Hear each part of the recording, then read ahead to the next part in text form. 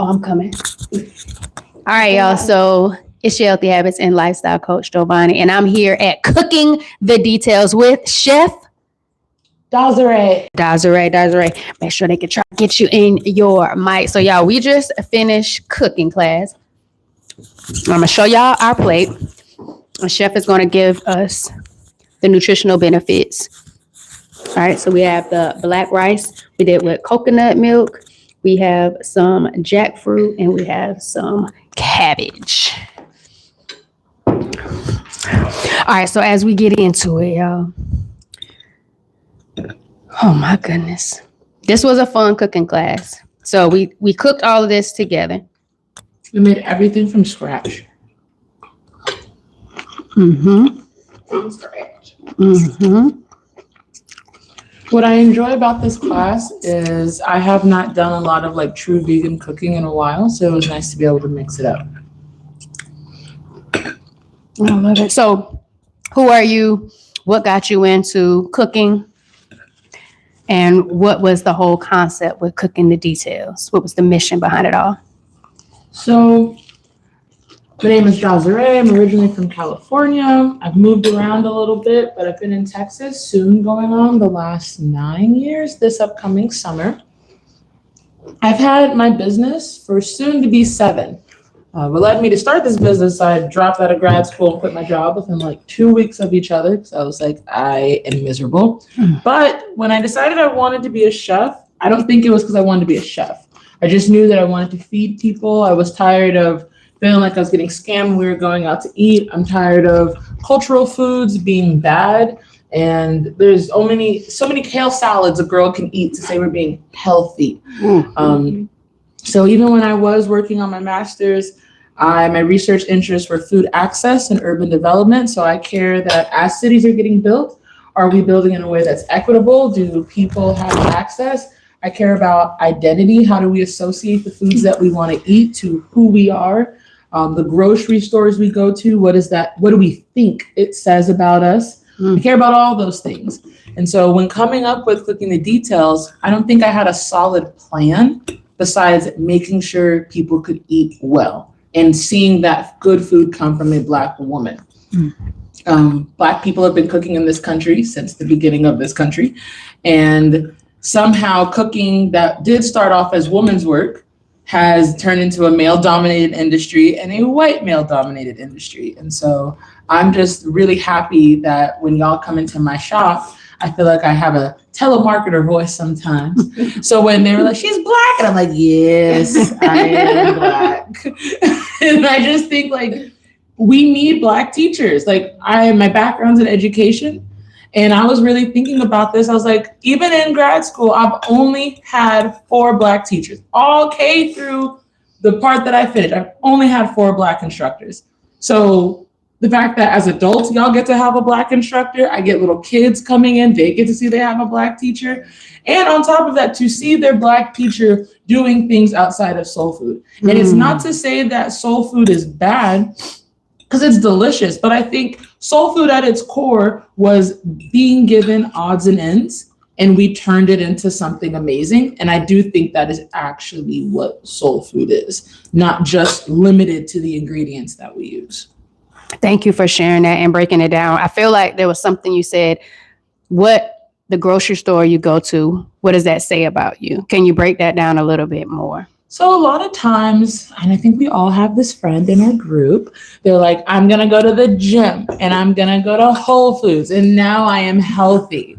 And I'm like, okay, but it's expensive and price for price, it's expensive for why? Now I get it. Organic is going to make us feel better. Maybe that's the move to go to, but sometimes it's just not in your wallet. And it doesn't mean you are less than because you aren't getting organic, and you are not more than simply because you are. A fun thing I keep in mind is COVID times, bringing it back to when we were in lockdown. A lot of our more ethnic stores, Mexican markets, Asian markets were still packed with food. Why? Because we weren't going in them, because we did not think that we could, or we think, what am I going to get from there? Most of the food we buy in this country is imported from a number of these countries. So why are we not going straight there? Another thing that I think about is because their diets are more vegetable or fresh ingredient dependent, what they're willing to accept is going to be a higher quality versus if I go into Kroger, Tom Thumbs, the food is 2 steps away from going bad. The gnats and the fruit flies are in the air. Oh my goodness. The meat market looks crazy. It's all hard, when the air hits it too long. Other cultures would never, because the expectation is just different. But we don't know no better. We're used to people telling us what we need. So we think it's normal that stuff looks a certain way. And I do think an American diet is more off-put by natural foods and whole foods. Whether you eat meat or whether you don't, whatever your diet is, we're just not used to seeing where it comes from in the process of breaking it down. For someone who is now trying to work on getting more whole foods into their diet, what are some maybe like 3 or 4 quick swaps or things they can consider in regards to eating more whole foods? If you're having a hard time figuring out how to get started, start with your favorite foods. And now I know it sounds crazy, but even if it's unhealthy or you think that it's bad, the moment you just start making it for yourself at home, you're already setting yourself up for success. And then the next tip that I would offer is we need to open up our palates a lot more. So if you can challenge yourself to like 1 new ingredient a week, I'm going to say that's good enough. And this is as easy as I normally eat kiwi. So normally it's green. I'm going to try a yellow kiwi. Or for some of us out there, we've never eaten a kiwi. Go ahead and try a kiwi. If you always buy Honeycrisp apples, I want you to try a Fuji apple. Just starting small and being okay with doing something different. I think sometimes people are reluctant because we have a busy schedule. So we're cooking to be right. We're cooking to get kids put to bed, to get ready for the next day. But even if you make a salad, can you add in just 1 new topping? Just getting used to the new ingredients. I appreciate that. I feel like sometimes we overcomplicate what does eating better or eating healthier look like. Something I really enjoyed. I was doing a podcast episode before and it came across as functional nutrition. And so I went and took a functional nutrition class because I wanted to learn more about the benefits of what it is that I'm actually eating and how that's more beneficial than just say eat more fruits and vegetables when you know exactly what you're getting from it. And I thought that was really interesting because I feel like we don't know what we're eating and everyone doesn't take a nutrition class. Even the nutrition class I took in college, it didn't tell me what I learned from functional nutrition. And I feel like that's more valuable, knowing what you're getting from, because that sometimes relates to the deficiencies that we have or what could lead to certain chronic conditions. And you need more of certain things to help, especially when you think about inflammation. I'm trying to reduce the inflammatory foods and then just the lifestyle habits that go around it, because it's not just necessarily what you eat, but how you're living that goes along with it. But something I love that you talked about earlier was about not just about soul food being soul food. The pepper's peppering. It's more so like I really enjoyed the talk about getting into some of those grocery stores that we normally don't go into because they're having a higher quality of some of those ingredients, those whole food ingredients that we need more of. And I agree. Like I won't name the specific grocery stores, but I've gotten my Instacart order and things are already bad or already molded or already, and it's like, it's a little frustrating. And so I like that you're giving people the idea that you can shop someplace that's not your norm and still find good quality foods that align. What has been like the most impactful moment in your business that has really said, you know what, this is why I'm doing what I'm doing and why I feel led to do it? I mean, honestly, is this. I mean, one, I never know who I'm going to have class with. That's the first part. And I always say I am an educator first, a chef second. So to be able to meet a complete stranger outside the street, y'all came in having faith in me that y'all were going to make a meal that you have no clue what you're doing. You have given me 3 hours of your time and you have made this. Now, the way my classes are set up, nothing is pre-prepared. A lot of other cooking classes, they have things pre-prepped. They're trying to sound impressive. So you have these really big meals that there's no way you could accomplish it in that time that you're with them. I'm very selective on what I decide to teach. And so that way I know from start to finish, y'all can complete this. So to see y'all work through it, there's a lot of transferable skills to see y'all stick with it. Step outside your comfort zone, your patience, your focus, discipline, trusting your gut and having the confidence on like what you decided is what you wanted.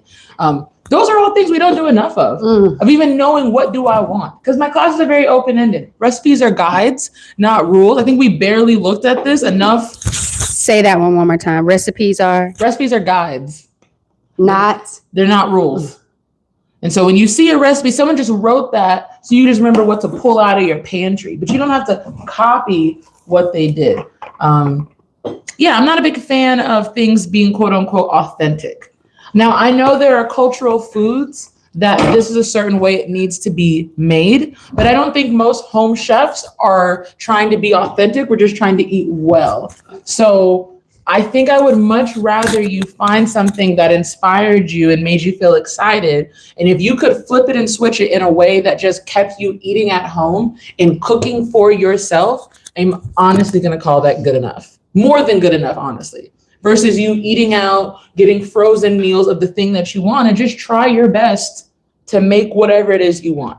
Did you always grow up in a cooking family, like, or just around food and just made you passionate about it, not eating out a lot? Like, did you just grow around food and that just allowed you to create this food justice, go into education and really understanding our systems around food to even making sure that people understood the importance of nutritious, good food? I'm going to say yes and no. So I definitely have a foodie household and a foodie family. So my grandma and my mom cook completely different. My grandma very much was like traditional soul food. My mom's cooking was very good, but it's like, hey, vegetables. And so I enjoyed the mix, but I think what started is this idea that food is meant to be shared. I very much like the idea that you naturally just cook a lot because someone will appear to eat it. You have an open door policy. I think about for the holidays. I never knew who was coming over, but the food was always gone by the end of it because you're just sending out the call. Oh, come pull up, come through, and whatever. Even with my friends, we would always come over to my house, even though I had the smallest place of everyone. But because my mom always had stuff to share or that I could make things, and it wasn't elaborate because I'm in high school, I don't know how to cook, but you still try your best. And I do think people appreciate that gesture because a lot of us are not having meals made for us. We're having to figure it out by ourselves. Our meals are becoming incredibly lonely because we're just eating in our car or we're eating quickly before we go to bed. So that community, I think. It wasn't until college, I would say, I started learning more about food justice. But that community, I would say, is at the heart of my work that I care the most about. Bringing people together and make sure we're all having a good time while we do it. What do you feel like people get wrong the most when it comes to food? I think people do too much. I think we're making it too complicated. I do think that if you like what you like, then enjoy what you like. And it does not need to be any more than that. I understand that marketing and sales is a thing and we live in a capitalist world, but sometimes you don't need all those gadgets. Sometimes I can do it myself and that was enough. It didn't need to be anything more. Just show up and just make the food. So a lot of people are getting into this space where they just don't trust the food in the US anymore. It's just like they feel like they're not getting what they need to be getting, or it's more of a everything's polluted or toxic and it's not necessarily helpful. How do we simplify all of the extra talk that's on the outside and just keep food simple but beneficial and valuable, especially in the Black community where we already see a lot of chronic conditions, issues, diseases, inflammation, and just really make it to a place where they feel more empowered to eat better, but still at the same time where it's not lacking flavor. And then there's something I wanted to talk about in regards to the cooking class that you taught us in regards to seasonings, but I wanted to go there first. So the first part, my advice with people wanting to feel more empowered is that I need you to do just that. Do your research. I need you to learn. And I think just having this deepening our connection with our bodies, with our families, because the way you run your household is not going to be the way I'm going to run my household. Maybe my family has different things that we need. Maybe we have different taste buds, whatever it is, but I'm figuring out what's going to work the best for me. Am I full when I finish a meal? Do I feel uncomfortable? Do I feel slow? Do I feel sluggish? Like, do I feel energized? Like, keeping stock of those emotions is already the first step. And then letting yourself try out new foods.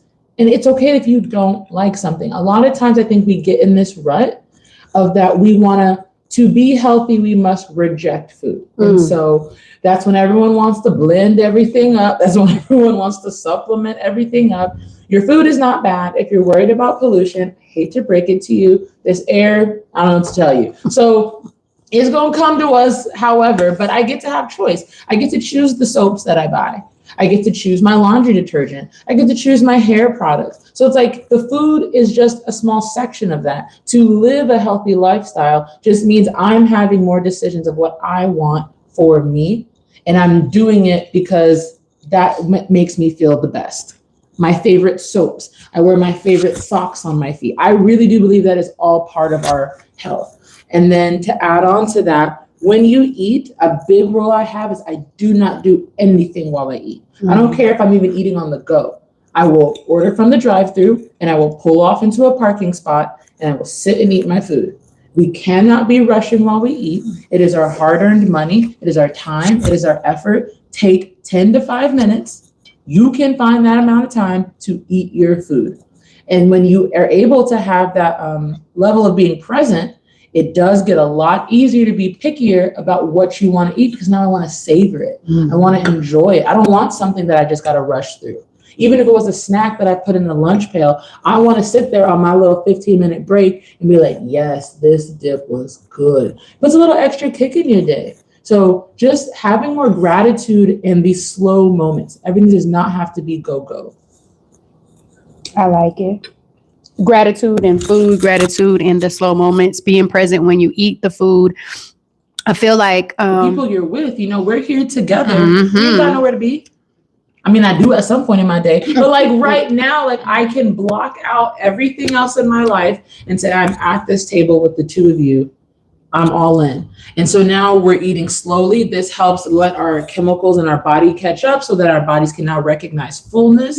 It also helps when you do things family style because you're grabbing what you need versus just taking it all. And then most times we're going off into separate rooms in the house. You want to eat together, eat at a table. You're in the mindset that I'm saying, I am here to eat this meal. There's nothing else I need to do. I'm not consuming other things while I'm trying to consume my food. You talked about the convenience and sometimes having to get food in the drive-thru. How important is it for you to try to prepare most of your meals at home versus eating out or getting in the go? How beneficial is that? I want to stay in a gray space. So I want to say you should prioritize it. You should prioritize it the way that you get your nails and your feet done. You should prioritize the way you do your hair. So I am always thinking about days ahead, what does my schedule look like? And do I need to be getting meals ready? Or do I need to be having snacks that, okay, I can quickly. So that's one thing I notice for myself. Sometimes my day gets busy and I don't have lunch ready. So I need to figure out what are my to-go things that I can pull out my pantry and slip in my bag. So I think if you can just slow it down. If you have to eat out, that is okay. It's not the end of the world. Sometimes it happens. But the point is you tried, and that's all we can do. I think feeding yourself is just showing up for yourself. So I'm going to critique someone more who just skipped all their meals versus I'm glad that you made it through the drive-thru and you chose to just feed yourself. I'm glad you decided to eat today. I'm decided that because depending on, mental health or if you're busy or work, sometimes you're not even allowed to eat. You can't even drink. So just eating in itself, I'm just glad you made it that far. And if it happens to be carry out, sometimes I'll tell people, can you go to a grocery store that has a hot deli and can I get it from there? Can you support a small business where most times it's mom and pop run and it's more likely that they cooked it and prepared it themselves versus a lot of these restaurant chains have larger distributors and a lot of it's just frozen food. So here are different ways that I can split the difference still try my best, still support my community, and I'm using my dollars to say, this is what I want it to count for.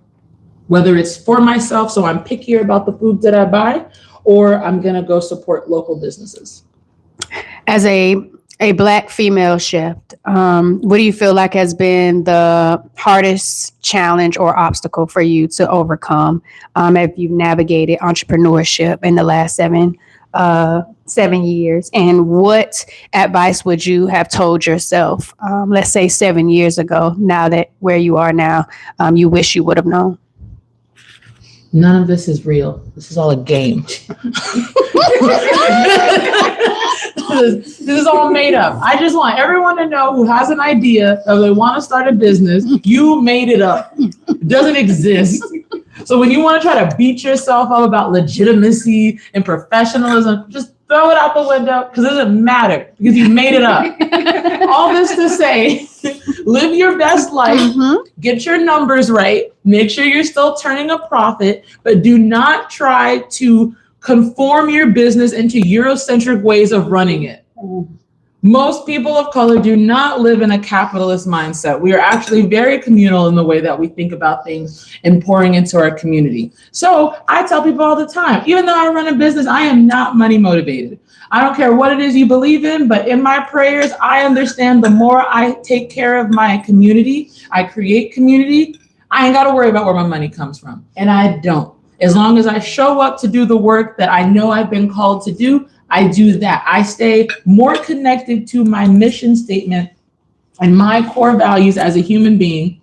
And then, like, my third level is, can I be efficient? What do my profits look like? But then if I think about it the other way around, am I being efficient? Am I taking care of myself? So am I working in a way that's going to make sense for me that I'm not burning out? Because if I'm not burned out, turns out you get to show up more presently in your work. You get to do more work, all the projects, the further education. I get to do all of those things, but it begins with me prioritizing myself and not always trying to think money, money, money. Sometimes you don't get money, but that means I was working on education. I was working on developing systems. My life has changed from who I was when I was 25 to who I am now, 32.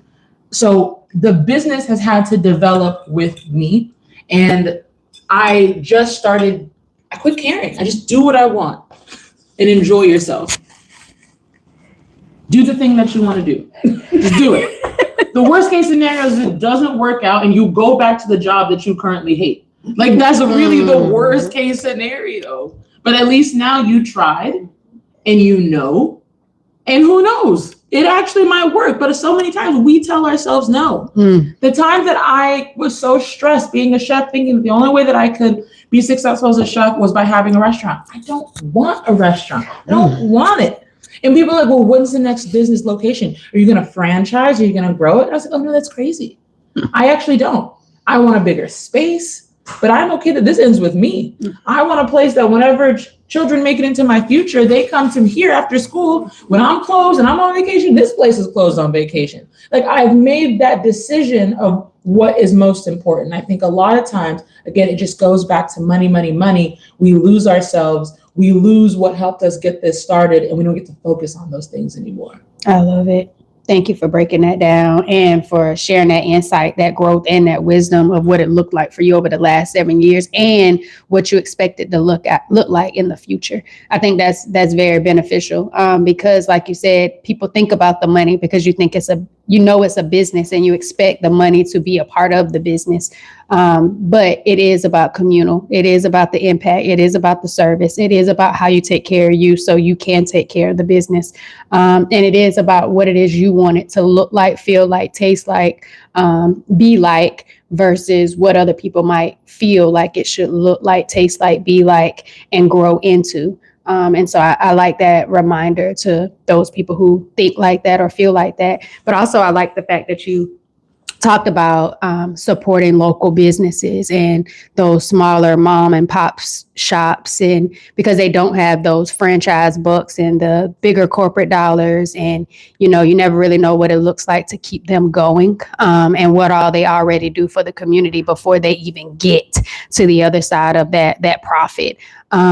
I think I want to kind of talk about our meal a little bit. Like how did we come up with what we have today? Why is it beneficial? And then I also wanted to talk about the seasonings, especially because for us, I feel like how I grew up is very specific spices and seasonings we use, like onion powder, garlic powder, salt, pepper, maybe some Italian seasonings, but that's pretty much like the realm of it all. Can you talk about the benefits of exploring and the seasoning cabinetry, as well as adding the salt last, but first starting with our main dish and how we came up with it? So I'm going to say the way that my seasoning has grown has really impacted like my time once I like left home as a young adult. You don't have a lot of money. You maybe find things that are cheap and then you buy those things because they're affordable. And so I would go to the grocery store and I'd be like, oh, I don't know what this thing is, but it sure is on sale. Let me try it. Or, like you're at a Ross, TJ Maxx kind of place. Sometimes they have those little spice packets or olive oils, whatever it is. Sure is cheap and I want it. Let me figure out what I'm going to do with this. Cooking is a place for me to be creative. I think a younger me didn't travel a ton and I'm wanting to travel more, but food was a way that I could feel like I went somewhere on my plate. And so I love going to restaurants, tasting a flavor I've never had before. And then I'm like a little fixated where I'm like, I need to find out what this seasoning is. And then I want to figure out all the things I can put my now new favorite thing on. And it just keeps things fun and exciting for me. And that's really it. Like sometimes I just be making stuff up, and it just, after a while, there's a system that becomes in place, but you got to keep it fun and figure out new combinations. I love it. Thank you for that. So try different seasonings, y'all. You'll get your systems down. Keep it simplified. So the first thing we did was we made some jackfruit with a jerk marinade type of seasoning. So if you're not plant-based, you could definitely go with the chicken. That's what the recipe calls for. But remember, the recipe is not the rules. And so I feel like the jackfruit was really nice. We ended up using the blender, the hand mixer, to really shred up the jackfruit. And then shred up your chicken with this in the same technique. I'd never even thought about it that way. Have you ever thought about it? Yeah, I never thought about shredding it that way. And then really just having a nice marinade, letting that sit, and then mixing up a sauce. And the jackfruit actually turned out really, really good. We put it in the cast iron skillet with some avocado oil, correct? With some avocado oil, which was really, really nice. And then we ended up making some cabbage. But I do want to go back to the jerk seasoning. Okay, go ahead. I want to say the theme of this whole class was, how do you rely on the fresh aromatics? Because that's going to be the stuff that's cheaper. You go out to the store, I can pay X amount of dollars for a pre-made spice blend, or I can read what's in the spice blend and be like, you know what? I actually do have this at home and figure it out. So getting my green onion, we worked with ginger. They grated their ginger down. We worked with our peppers. We worked with garlic. So we're like, and just appreciating the smells and just being able to rely on that first. Oh, do I need to come closer? No, you're doing good. Oh, okay. And that's it. So rely on the fresh stuff first before you just use your seasoning, your spice blends. And the other thing with the cabbage, other good tip, if you want to make your greens, we made a really yummy broth first. So the idea is they sauteed the onions, they got the spice, so it was just this yummy, delicious liquid. And then they welcomed the cabbage into it. So whatever that liquid's going to taste like, what the cabbage is going to taste like. And that's my hint for a good pot of greens too. Get the juice good, then throw in the greens. Correct. Yeah, but that wasn't easy, because even tasting the broth and trying to figure out what exactly it was missing was also a challenge within itself too. And she really helped educate us and talk us through why we're adding what we're adding, or what it tasted like originally, for us to then go and figure out what we wanted to add in order to balance the broth out. And so that was educational as well. We also made a black coconut rice, and we really just started off with rinsing that rice really, really well. And then we actually got it kind of flavorful seasoning in the pot before we even started having it slow cook and simmer with the black rice, and then adding the coconut milk and the parts to it. Did you want to say something about that, Chef? Keep chewing. But yeah, that coconut rice, it just smelled so good. So the rice is actually black. It's a black grain of rice. It's different than the grain of rice you would see in rice pilaf. So what got me to start using it is, one, my local grocery store has a fantastic bulk section, and I was like, what is that? I just picked it up. I don't like brown rice. It's just gross. But I want the nutrient because rice is white because we have stripped all the husk and everything around it. So I'm like, okay, Daz, how can I split the difference? So I'm like, let me try this out. And then I tried it different ways. I've cooked this in chicken broth. I liked it. But then I remember I was at another restaurant and they gave me rice that was cooked in coconut milk. And I was like, what if? Mm-hmm. And then here we are. I tweaked it and now I have something that I like, that I really appreciate the creaminess from the coconut milk with this like thicker rice consistency. It's my favorite. Yeah, we actually use coconut milk with our quinoa. My mom likes, after we cook it with the quinoa, and we fluff it up with the coconut milk. So seeing this with the black rice was really nice.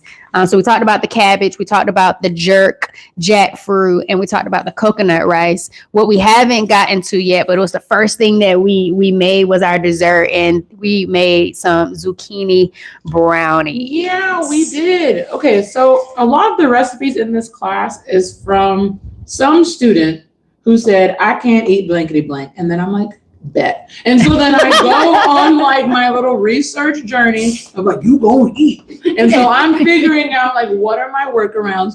I believe this recipe is someone who had an egg allergy. Mm. And so that's where this one originally came from, is I think I had some kiddos who could not eat eggs. And so it was like, what in the world? These kids still want to cook. They still want to have desserts.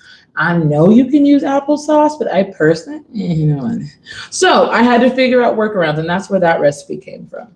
Gotcha. So the moisture, the sub, for those wondering, so where is the moisture coming from? It's coming from the zucchini. So they grated about 3 cups worth of zucchini. That brought in the moisture into the brownies. And so really it's more of a zucchini bread, but if we add enough chocolate chips and yummy things into it, we're going to call it brownies. And I'm really excited about trying it. I've had zucchini bread before, but I've never had zucchini brownies. I also enjoyed some of the gadgets that we use while preparing it. I think the hardest thing for me, or the most challenging thing, was definitely the knife skills. I know for a fact I'm going to have to take like a knife class. You did great. No. But I really appreciated the direction, the guidance, the education, the insights, but most importantly, how we were able to make it all fun. And so I was really excited about it, because it's really cooking the details. Like, it was very detailed the entire way through. And I feel like we are definitely going to be different people in the kitchen now, just from this one experience. What do you feel like has been the biggest takeaway for you with cooking the details? Cooking class after cooking class, like, what made you choose this model, and what do you feel like has been the biggest, like, aha, this is why I do what I do? It feels right to just get people talking, because like, really, it's the conversations that we have during class. I never know how y'all are showing up, and y'all don't know how I'm showing up that particular day, but we find a common ground. And if you think about it, anything else you guys had to do, I couldn't think about it. I couldn't worry about it. I just had to be here. We learned about each other. We got to talk about maybe things that stress us out. And of course, it's not heavy, but it's a vulnerable space. Like, you're eating, you're worried about messing up. There's almost this like performance fear as well. So I do think all of that vulnerability, for y'all to trust me to get y'all through that process, and I want to guide you there, I really do value that. And so realizing how much more care and love we need in our everyday life is something that's really important to me. And that is where I found my work just continuing to go, that a lot of programs and things. So a lot of people ask, do you do cooking classes for kids? And I'm like, yeah, I guess I do. But originally I did not. Originally, I only cared about doing cooking classes for adults, because adults don't have as many resources. Adults don't get this type of attention hands-on. Mm-mm. That vibe where someone's looking at. Sometimes my students are like little a-holes, and they're like, "Yes, mom, I'll put it in the thing," and it's just like, "We'll do it then." So it's just like, this is the space that I wanted. I wanted to feel homey. I wanted to feel relaxed, and from there, whatever we want to do from there, I just want to complement whatever mindset you had coming into this. Gotcha. And so just realizing with more people I get to be meeting, more people don't learn how to cook. This is life skills. And even if you do know how to cook, challenge yourself to do something differently. I love going to my friends' houses and act like I can't boil water because there's still always something for me to learn. I feel like to be a good teacher, I need to be a good student. And so just practicing to keep my eyes wide open. And you guys, like I said, inspire so many dishes in here from different dietary needs, y'all's mistakes. Sometimes I just be doing stuff, but it just, I learned something new every time I have someone else in here. So that's my favorite part. And that's what I want more of, this carefree energy. Gotcha. So, if you could have a meal with any historical figure, who would it be and what would you all eat? Oh, there's a few people at my table. One person I would have, I know I want Ida B. Wells at my table. I think she's super cool. I was obsessed with her. She was kicking butt, taking names. She wasn't taking nothing from nobody. Also, Donna Summers. Love that woman. Love her to pieces. I feel like she would just be a lively person to have at my table. Tina Turner, she can hang out at my table as well. And I think I would want something we would have to eat slow. So I would actually probably do some type of spread of small bites. That way we could kiki it up the whole entire time. So I don't know if I'd had a set menu, but I would be intentional that it would be small bites. So we would have to keep talking. I like it. I like it. All right. So for the people who've never heard of Cooking the Details or never even thought about a cooking class, what insight would you give them? And then let them know how they can find you, how they can sign up and connect with you if they want to cook the details. Okay. So a cooking class is more than just the food.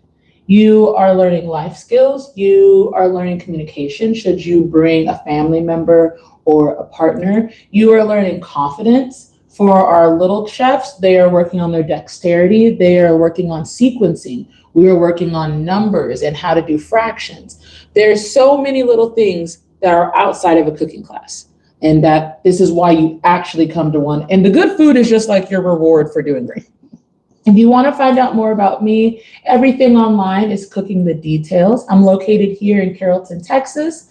I'm pretty easy to find, I feel like. And just give me a call. A lot of times, again, we're so stuck in rules. People think, well, can you do this? And I'm like, yeah, sure. Like if it has to do with food, I can probably make it happen. If there's anything you want to learn, I can probably teach it. I am allergic to pineapple. Can't teach you that. I'm part-time allergic to shellfish, so maybe can't do that either. Other than that, we could do this in class. So I tell people, just don't limit themselves. Just ask me, and I'll see what I can do. But I hope to see you all in class. I love it, y'all. It's been another Nourish and Flourish Vibes mukbang and cooking class. Our first one. We'll give you the hyperlapse video so you can see all of the prep work and the behind the scenes. But it's your healthy habits and lifestyle coach, Giovanni. Thanks for vibing with me, y'all.